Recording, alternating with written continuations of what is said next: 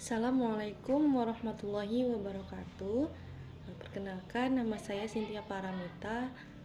Saya dari jurusan Pendidikan Matematika 2 semester 6 Universitas Islam Negeri Sumatera Utara.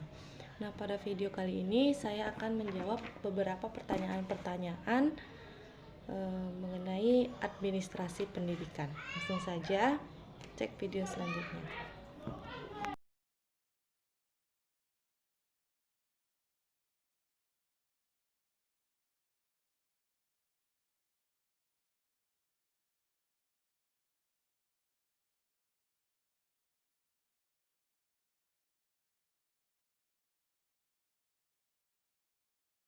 Baik, untuk yang pertama itu apa sih manfaat dilaksanakannya monitoring dan evaluasi? Monitoring dan evaluasi dilaksanakan, manfaatnya itu yang pertama, lebih memperjelas tujuan dan arah kegiatan pembelajaran. Kemudian dapat mendukung suksesnya kegiatan pembelajaran. Nah, jika tadi tujuannya sudah diketahui dan sesuai prosedur dan sudah berjalan dengan baik, tentu mampu mendukung suksesnya kegiatan pembelajaran. Kemudian dengan adanya monitoring dan evaluasi dapat memberikan informasi mengenai kekurangan dan kelebihan dalam proses kegiatan pembelajaran. Kemudian mampu memberikan motivasi bagi peserta didik untuk meningkatkan lagi tingkat pembelajarannya. Nah, dari evaluasi tadi tentu saja memberikan motivasi untuk peserta didiknya. Nah, kemudian dengan evaluasi siswa mengetahui apa yang menjadi kekurangannya. Nah, tentu biasanya di akhir kegiatan pembelajaran itu harus ada evaluasi sehingga peserta didik mampu mengetahui apa sih yang menjadi kekurangan dia dalam materi tersebut, sehingga dia mampu meningkatkan lagi kemampuannya untuk materi yang masih belum dipahaminya. Baik, untuk selanjutnya, kebijakan dalam pendidikan merupakan kebijakan yang berhubungan dengan bidang pendidikan dalam proses penjabaran visi dan misi pendidikan agar tercapainya tujuan pendidikan melalui langkah strategis pelaksanaan pendidikan. Nah, jadi dalam pendidikan juga harus adanya kebijakan dalam pendidikan seperti penjabaran dari visi misi yang ada di sekolah misalnya. Nah, ada pun contoh dari kebijakan dalam pendidikan yaitu menerapkan kolaborasi dan pembinaan antar sekolah TK, SD, SMP hingga SMA. Jadi adanya kolaborasi antara tingkatan sekolah. Kemudian meningkatkan lagi kualitas guru dan kepala sekolah. Tentu jika guru-gurunya berkualitas, mampu menciptakan generasi yang lebih baik. Kemudian meningkatkan sarana dan prasarana sekolah. Kebijakan yang lainnya seperti membangun platform pendidikan nasional berbasis teknologi, meningkatkan lagi teknologinya, kemudian menerapkan kurikulum dan meningkatkannya lagi. Dan yang terakhir membentuk pendidikan tinggi kelas dunia. Nah, baik. Selanjutnya tujuan hubungan sekolah dengan masyarakat.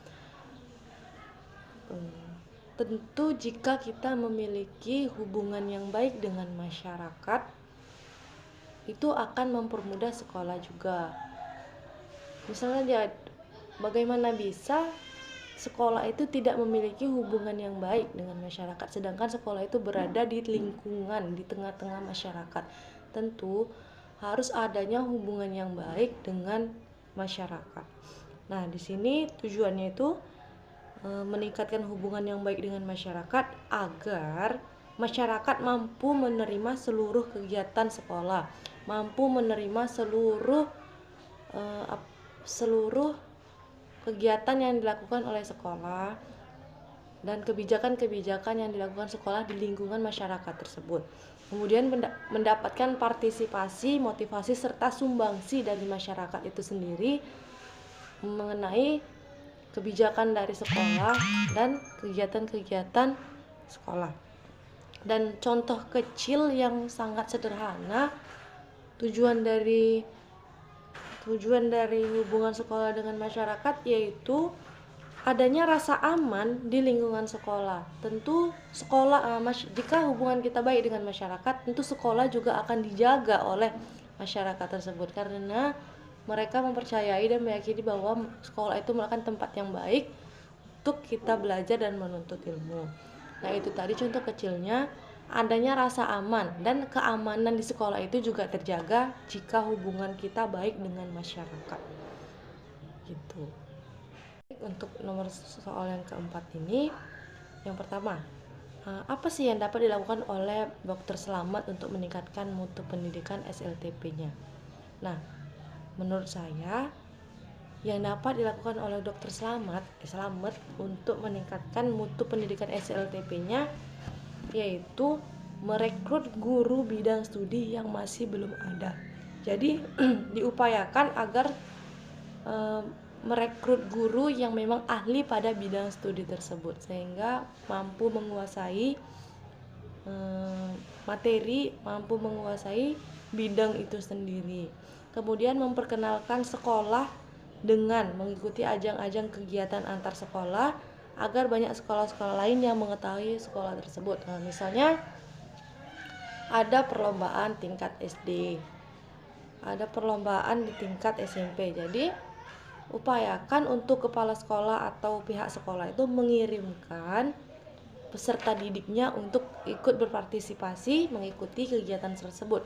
Nah, jika kita sering gitu mengikuti kegiatan-kegiatan antar sekolah, tentu banyak sekolah-sekolah lain yang mengenal sekolah tersebut.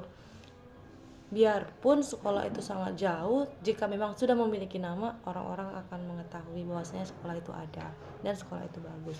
Kemudian yang ketiga, mengajukan permohonan agar adanya perbaikan jalan. Tentu tidak dapat dipungkiri ya, perjalanan jalan itu juga merupakan lintas yang sangat diperhatikan, karena memang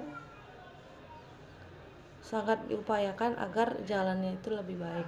Kemudian mengajukan agar pengawas sering mengunjungi sekolah tersebut, sehingga adanya evaluasi,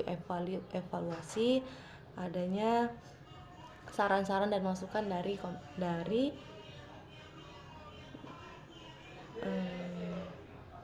pihak-pihak pengawas tadi. Nah, kemudian apa sih yang dapat dilakukan oleh pengawas?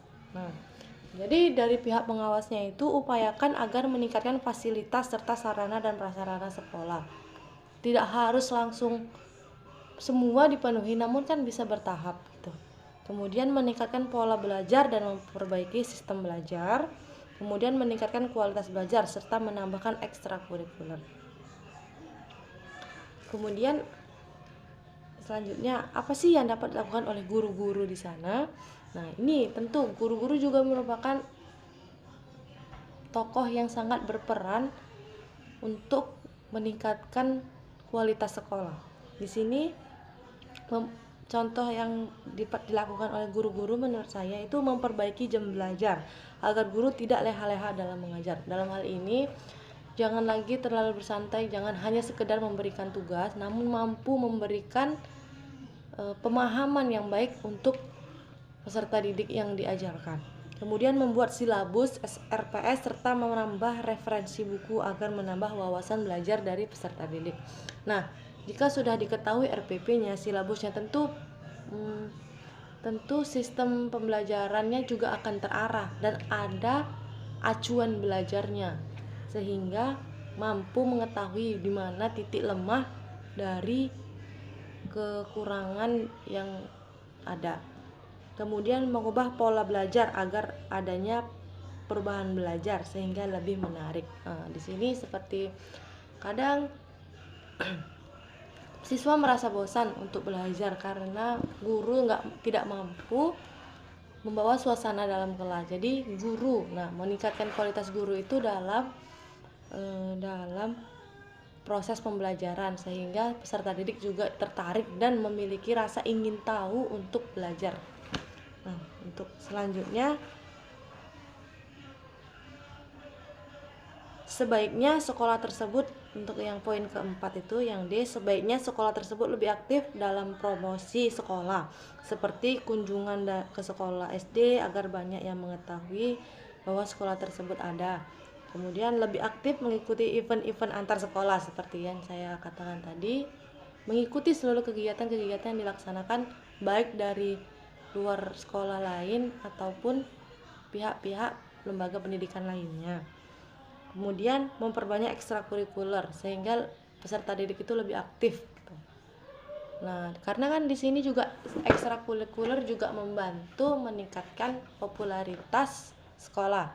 Jika dia mampu bersaing dengan sekolah-sekolah lain dan itu meningkatkan akreditasi juga ya.